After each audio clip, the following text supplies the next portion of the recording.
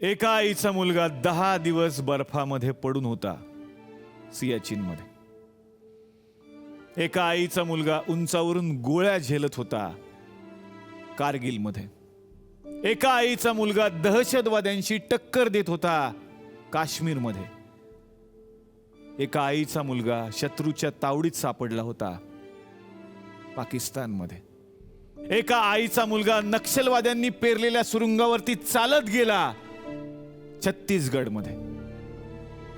हे सगळं या मुलांनी आपल्या देशासाठी केलं, कारण ते सैनिक होते. पण नागरिकांचं काय? एका आईचा मुलगा सोशल मीडियावरती बसून होता दिवसभर या देशातल्या इतर करोडो नागरिकांच्या मुलांसारखाच. या देशात काय चुकतंय हे सगळ्यांना सांगत, खरी देशभक्ती कशी असली पाहिजे हे सगळ्यांना शिकवत. मग 15 ऑगस्ट आला. नेहमीप्रमाणे सगळे सकाळी उठून तिरंगा लपेटलेल्या त्या पवित्र खांबाभोवती जमले. खांबाला एक क्षणभर प्रश्न पडला, आपल्या भोवती एवढे खांब कसे? अरे यांच्यातला उत्साह गेलाय कुठे? अरे छातीवरती बंदुकीच्या गोळ्या झेलून मिळवलेलं हे स्वातंत्र्य साजरं करायला लिमलेटच्या गोळ्या खायला आल्यासारखे लोक कसे येतात? खांब चिंतेत पडला. खांबानं तिरंग्याला प्रश्न विचारला, या गर्दीतला खरा देशभक्त कसा शोधायचा? ज्याच्या हातात सगळ्यात जास्त झेंडे तो, की ज्यानं आज सगळ्यात जास्त घोषणा दिल्या तो? तिरंगा म्हणाला, ज्याच्या हातात सगळ्यात जास्त झेंडे आहेत तो कदाचित फार मोठा देशभक्त नसेल, पण खरा देशभक्त तो आहे जो 16 ऑगस्टला रस्त्यावरती पडलेले तिरंगे उचलतो. त्याला कळलंय देशभक्ती म्हणजे काय असते. या देशाच्या सीमेप्रमाणेच या देशाच्या भूमीला सुद्धा पहाऱ्याची गरज आहे.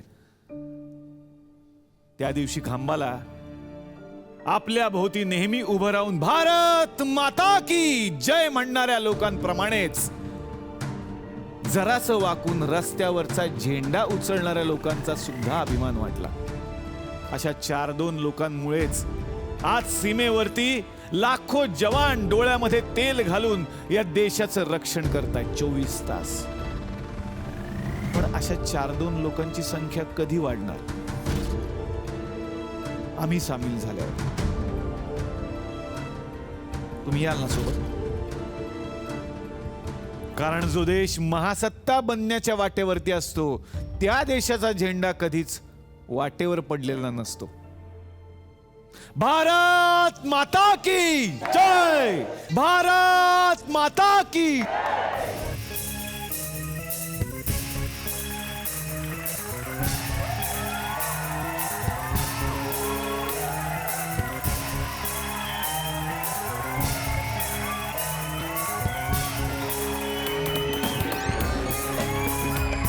तर मंडळी, उद्या आपल्या भारत देशाचा स्वातंत्र्य दिन आहे. आत्तापासूनच सगळ्यांना मनापासून शुभेच्छा. आणि हसण्याचं जे स्वातंत्र्य आहे ते आम्ही तुम्हाला देतच राहणार आहोत. ते आम्ही वचन घेतलेलंच आहे, म्हणूनच घेऊन आलोय आपल्या हक्काचा आपला लाडका कार्यक्रम, ज्याचं नाव आहे चला हवाई उद्या भारत दौरा. मंडळी, आपल्या देशाला स्वातंत्र्य मिळून 70 वर्ष पूर्ण झाली. या प्रवासामध्ये आपल्या देशानं अनेक बदल पाहिले, अनेक स्थित्यंतर पाहिली, अनेक क्षेत्रांमध्ये आपल्या देशानं प्रगती केली. पुरुषांच्या खांद्याला खांदा लावून किंबहुना त्यांच्याही पुढे महिला प्रत्येक क्षेत्रामध्ये काम करतायत. अशाच महिलांचा सन्मान या स्वातंत्र्य दिनाच्या निमित्तानं आम्ही या मंचावरती करणार आहोत, ज्यांनी खऱ्या अर्थानं तिरंग्याची शान वाढवली.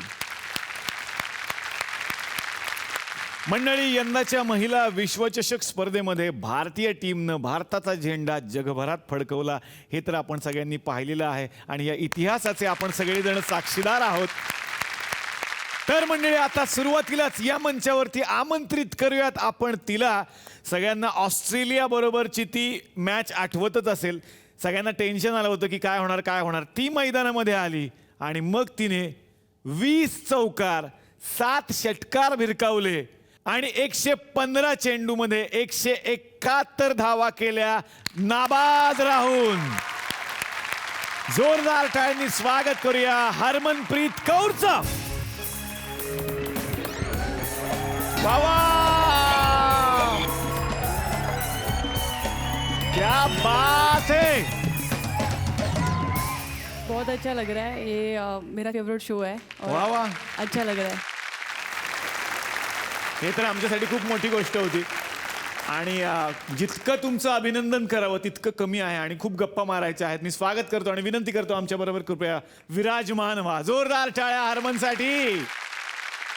तर मंडळी आता आमंत्रित करूयात एका मराठमोळ्या महिला खेळाडूला जी फायनल झाली इंग्लंड बरोबर आणि इंग्लंडच्या या मॅच मध्ये सगळ्यात जास्त म्हणजेच 86 धावा जिनं केल्या.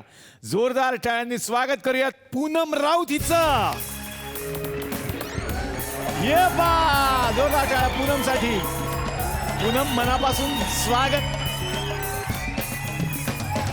इथे येऊन कसं वाटतंय पूनम? खूप चांगलं वाटतंय. ॲक्च्युली माझी 2 स्वप्न आहेत.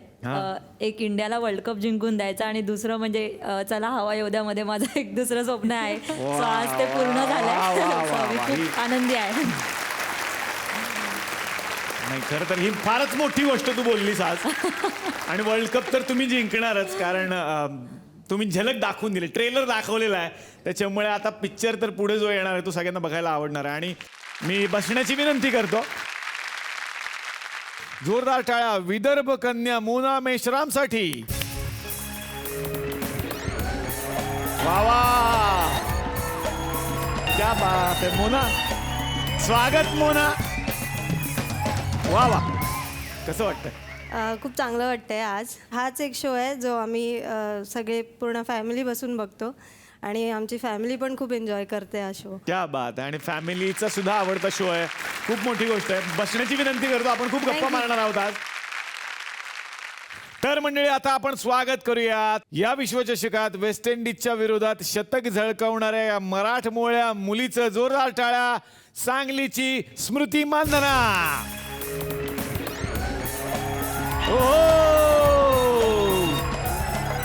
क्या बात. मनापासून स्वागत स्मृती.